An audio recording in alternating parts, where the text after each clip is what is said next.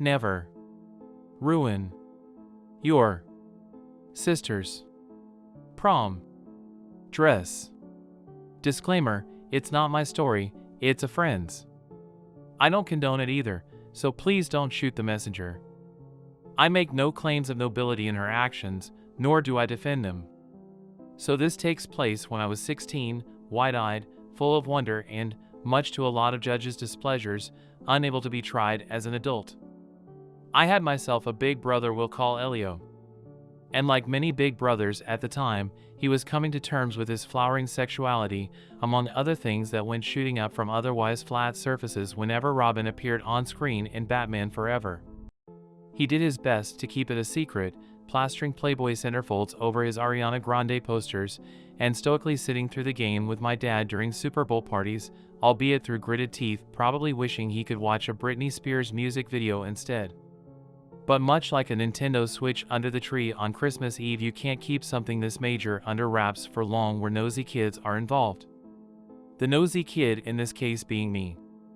Like many twinks who came before him upon discovering an alternative lifestyle from the rigid confines of toxic heterosexual masculinity, Elio took it upon himself to explore his feminine side with all the zeal and passion of a prophet with a message.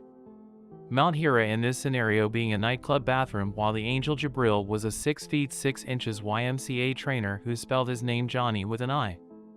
Ironically, this eagerness to play up the girly shtick was how he came to succumb to the worst sin you can commit as a brother: stealing your sister's clothes. A message to all the gay men reading this. Her wardrobe is not your experimental laboratory, and you ain't Dr. Frankenstein. Now in my defense, if Elio had the decency to just ask me to borrow my stuff, under the guise of shopping for some made-up girlfriend with the same shoe size / color / height as myself, I'd have happily obliged. Heck, if he had just offered himself up as a sacrificial lamb modeling for my startup clothing line, 16-year-old me considered herself a fashionista with a penchant for designing outfits and recycling her wardrobe to bring them to life, I'd have been all too eager to be his guide into the world of women's fashion. But the two-faced bastard opted to sneak into my closet and try on my stuff without permission. He thought he was being slick putting them back when he was done, but I was a petite women's zero and he was a men's medium. Now, had he simply owned up to being incompatible with my measurements and admitted his crime to me the first time, I might have restrained from the retribution I'd go on to unleash. But instead, he continued to indulge in his deluded fantasy that we were the same size, and for weeks, I'd try on my clothes only to find them grotesquely stretched out of shape, with no explanation. I tried hiding my clothes in parts of the closet I didn't think the thief would check, only for him to find them. I began sleeping with my favorite clothes like a stuffed animal, but even my embrace couldn't protect them from being warped beyond wearability. I started hiding my junior prom dress under the bed. At one point, I was low-key starting to consider the possibility that I was beginning to shrink. And had I not come home early from a canceled SAT prep session one afternoon, my tutor got wind of a family emergency halfway through, this story might have otherwise ended with me in a straitjacket begging some burned-out shrink to save me before I went microscopic. But fate had other plans. I made a beeline for my room to find sounds coming from behind the door. Upon realizing that I was bearing witness to the dastardly clothing deformer, I hid in the bathroom in the corridor and peeked through a crack in the door for the culprit to leave my room. Imagine my shock when I discovered it was Elio. To my horror, I watched him go under my bed to place something there, and upon his departure my worst fears were confirmed. He had tried on my beloved prom dress. Earlier in the week, I had bragged to him about the lengths I had gone to hide it from the closet ghost, thinking it would go through one ear and out the other with him, and just wanting an excuse to flex on how smart I was to take extra precautions. I storm in, demanding to know why he was wearing my clothes. He condescendingly tells me that he looks better in them than I do. I was heartbroken to find that the zipper had broken and the fit was horribly mangled. I went down in tears begging for my mom to tell me it could be salvaged, only for her to tell me what I prayed she wouldn't. She wasn't particularly sympathetic, thinking I had done the damage myself, and refused to buy me another one. I demanded that Elio pay me back for the dress so I could buy another, but he gave me less than half of what it cost. He refused to believe that it cost more than what I said it did, and unfortunately, my mom didn't have the receipt to prove it on account of being a bit scatterbrained when it comes to keeping track of payments. When I threatened to tell her that he was the one who ruined the dress, he laughed and said they'd never believe me. In spite of my rage and fury sending me into a frenzy of hysterics, I still knew he was right. The two-faced bastard deserved an Oscar for his straight facade, and even if he was prancing around in a rainbow unitard singing Born This Way by Lady Gaga, my folks were the type who would deny his gayness right up until the moment they came home to find him getting jackhammered on the kitchen table by a Puerto Rican bodybuilder. I realized that if I wanted to get even, I needed my own plan or action. And that was to hit him where it hurt. But where exactly is the weak spot on your brother when his standard boy ones have long since gone numb from an overuse of fleshlights and his rectal cavity as a storage unit? The answers lay in his phone. After several weeks of casually walking behind the couch every time Elio whipped out his phone on it, I finally figured out his phone pin. He always locked his room, but thanks to some YouTube tutorials on how to pick a basic door lock with a bobby pin, that problem quickly resolved itself. Every time Elio went to shower, I'd sneak in and hack his phone, giving myself a 15-minute crash course on all things value by your typical bottom. It turns out he fancied himself the next biggest thing in the drag scene.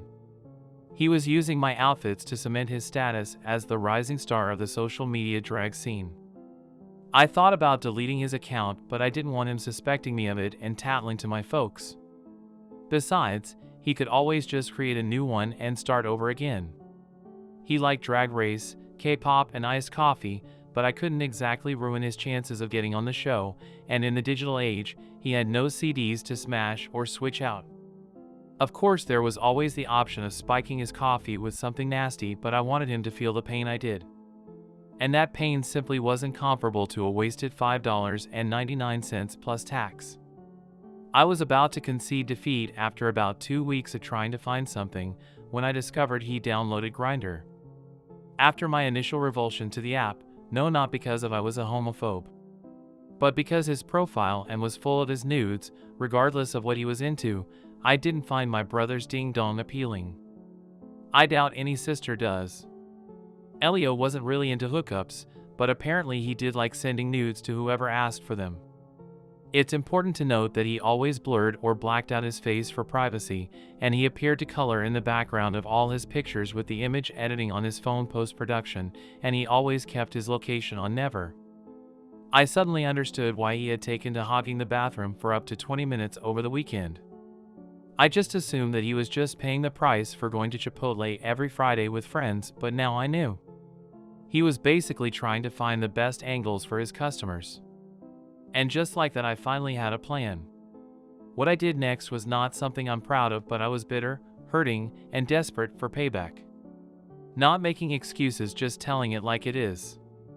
I downloaded Grindr onto my own phone and created a fake account. I used some stock photo of a six-pack for my profile and punched in a bunch of fake info, including a spoof GPS location. Shout out to the internet for walking me through the process. I knew it would really make a difference to my brother. He didn't really seem to care who was getting his naughty pics so much as how cute he looked in them. The boy fancied himself a bit of a male model, and I guess he decided Grindr was the best place to get a feel for the industry. Anyways, over the course of several weeks, I became one of his regulars, routinely asking him for pics, all of which I promptly deleted upon receiving. I messaged him so frequently and stroked his ego the way I knew he liked it to be stroked. I had gone through enough of the chats backed up on his phone to know what kind of compliments made him more likely to keep sending stuff instead of just getting bored and blocking someone after the second or third time he sent them pics, before moving on to someone else. I boiled what made him tick down to a science, and it wasn't long before I had him eating out of the palm of my hand. Eventually, I had earned a spot in his heart as one of his exclusives. At my suggestion, we'd start having sessions where we'd schedule times for him to flood my basement, sending me caches of pics he'd taken over the course of the week while I would live chat my reaction as to the effect they had on me. It was gross and I always felt nauseous afterwards, but I wasn't going to let squeamish scruples stand between my revenge. Not after how far I'd come. The next phase of my plan involved my search on Pornhub for a porn star who sounded similar to my dad, with a nice loud battle cry. Do you guys see where this is going? If you want to back out now, no one will blame you, who was typically paired up with pillow princesses with considerably softer eventually after several fruitless searches ending with me crying in a fetal position asking myself how much longer I could keep this up, and if it was worth it, followed by the world's most twisted pep talk about how I was a fighter who could do it. Basically think that scene from Joker where Arthur puts on his clown makeup crying and you've got something of an allegory for my struggle. I finally found a guy who sounded similar enough to my dad.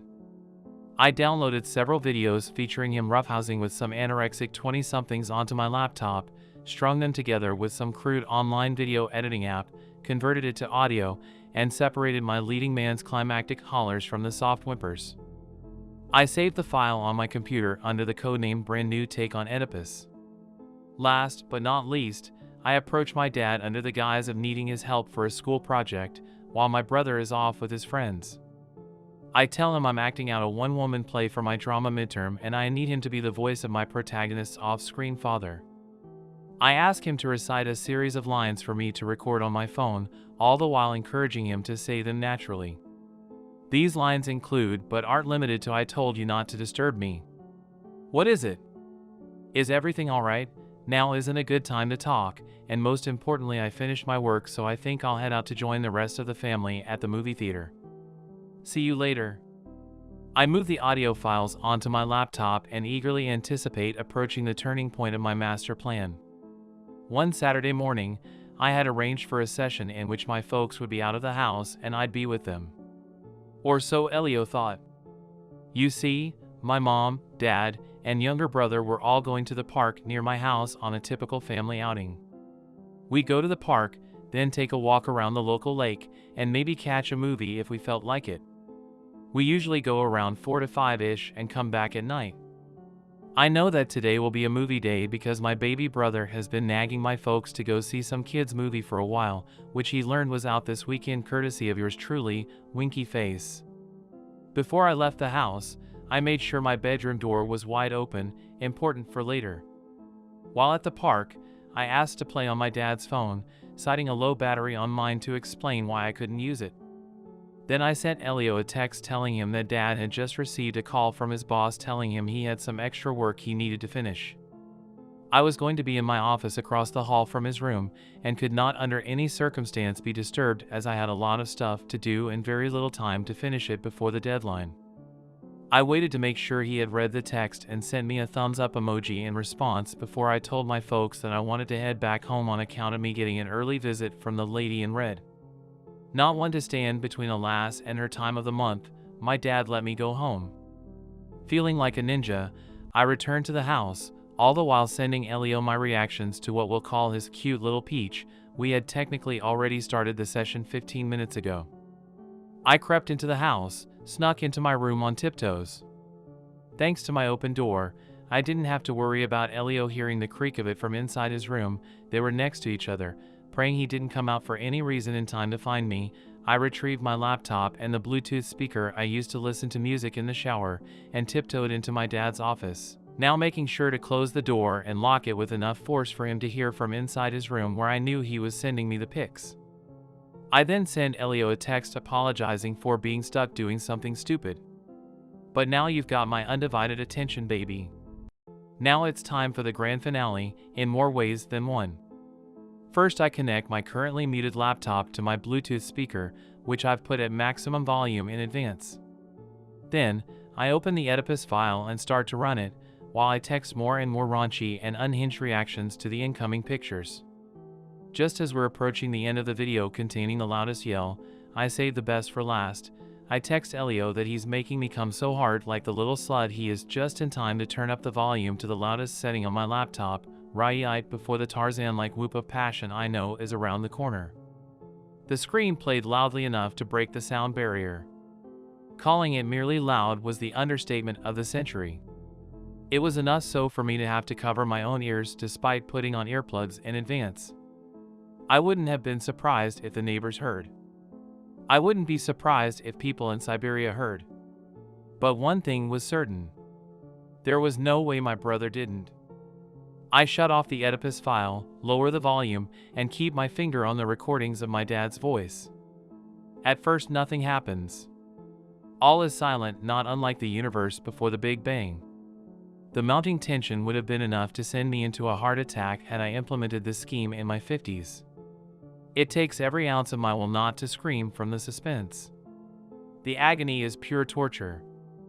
I feel paralyzed in anticipation, but I force myself to turn my attention to the Grindr chat. I will myself to repeatedly punch in questions asking why Elio stopped sending pics all of a sudden, while keeping my ears alert for any hint of a noise from beyond the door. Time crawls to a standstill. Then, just when I begin to wonder if the lack of results stems from me losing my grip on reality from the stress of waiting, I hear the creak of a door turning on its hinges. The sound is faint enough to make me question its existence. By now I'm almost painfully adjusted to the waiting period. Enough to the point where part of me almost wants to deny hearing it out of fear of whether or not I'll react subtly enough not to blow my cover if it's real. But it can't possibly have been real, and then I hear something else. Footsteps across the room. It's soft, timid and hesitant, but very much present. Knock, knock, knock. I take a deep breath and prepare to play one of the tapes. The following conversation ensues, Elio on the other side of the door, Dad's pre-recorded voice. Elio, Dad, are you in there? Dad, I told you not to disturb me. What is it? Elio. How long have you been in there? Dad, I've been in here for a while. Elio, I heard a scream. Is everything okay? Dad, oh yeah. I screamed because I dropped something on my foot. I specifically encouraged my dad to say this line like he was hiding something. I'm okay now though. Don't worry about me. Elio. Okay, if you say so. Dad, I love you, Elio. Yeah, me too, I guess. I hear Elio go back into his room, and within seconds I hear a notification for the Grindr chat. He apologizes for the delay, and like the putty in my hands I know he is, says exactly what I was banking on him to. Elio, you're not gonna believe this, but my dad is in the next room and I heard him screaming at the same time you told me you were coming, lol. And now commences what I believe the French refer to as the pièce de resistance. I leave him on read and tiptoe downstairs with my apparatus while he waits for a response. Quiet. As a mouse. Then I set up my laptop and speaker for one last audio blast. I put on my shoes and chill out for a few minutes, watching his texts get more and more hysterical, begging me to respond with LOL, that's so weird, and to assure him it was all a coincidence. A merciful sister would have realized that avenging her dress shouldn't come at the cost of her brother's peace of mind and come clean about the prank. I sent the following text to him. Elio, we're never going to speak of this. Not to your mom, not to your siblings, not to me. If you attempt to bring it up, you will no longer be allowed to stay in this house. We are going to put this incident behind us and go about as if nothing happened. I want you to delete your account on this website and every single picture that you posted on it. If you know what's good for you, never go back on the app again while living under my roof. Then I blocked him before the final phase of my plan. From downstairs, I blast up both volume settings and fire up the last line I asked my dad to record. I finished my work, so I think I'll head out to join the rest of the family at the movie theater. See you later. This time I hear Elio respond, wait, what? From upstairs, I can hear him coming down. Now it's time to kick it into high gear. I shove my laptop and speaker into a cabinet under the sink, jam my feet into my shoes, and sneak out through the back door and hide behind the shed. After a few hours, my folks appear in the driveway and I rush out to welcome them back and come inside, as though I was with them the whole time. His relationship with my dad was never quite the same afterwards, and many a night for years to come I overheard father bemoan his non-existent relationship with his little slugger. Elio ended up moving out less than a year after the prom dress incident. He finally came out via a Facebook post a week after settling into his new apartment. He blocked my parents on every social media platform and went completely NC. Any attempts on my dad's part to reignite their father-son bond was met with cold apathy and indifference when Elio wasn't flat out refusing to talk to him. For years, the only time they ever met in person was at extended family get-togethers. I felt a bit bad for my dad, but it worked out in the end. Ilyas' determination to distance himself from my dad resulted in him growing closer to me as a result. I think he didn't want to risk losing his other kids the way he did his oldest. In all honesty, I'd have been happy to let Elio fester in guilt and shame for the rest of his life. We were never really close growing up, and the prom dress incident was nothing more than the tiniest of tips on the largest of icebergs. But over the years our relationship slowly mended, and perhaps it could have evolved into something that roughly resembled a healthy sibling relationship had he not tried to take over my wedding planning and revealed his own plans to get a free engagement ceremony / coming out party by hijacking my reception with a proposal to his then boyfriend. I tried to reason with him, but his unyielding stubbornness forced me to pull the Uno reverse card I hoped I'd never have to use. I sent him a text revealing that all this time Dad had no idea he was gay, and that I was the one talking to him on Grindr. I concluded my message with a warning: if he showed up, I'd have security escort him out, and afterwards I'd tell the whole family that he sexed his sister in high school, and I had the news to prove it. I never kept any, but he didn't know that. He might have been able to reveal I was a liar had he not deleted his old Grindr from back then. I then blocked him on all platforms before he had a chance to reply. He didn't come to the wedding, I never saw him again, and my quality of life greatly improved as a result of his absence in it. TLDR, my closeted brother secretly starts wearing my clothes in order to boost his presence as a social media drag personality. He ruins my prom dress as a result and refuses to pay me back for it when confronted. I catfish him on Grindr and trick him into believing he was sending nudes to my dad.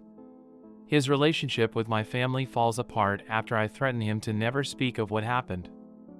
I let him boil alive for years with what he thinks is his scandalous little secret until I get engaged, and he tries to take over my wedding and use it to propose to his boyfriend. I reveal to him that I was the one pretending to be our dad all those years ago, then threaten to show his boyfriend and the rest of my family all the nudes he sent me and accuse him of being an incestuous perv if he comes to the ceremony before I block him.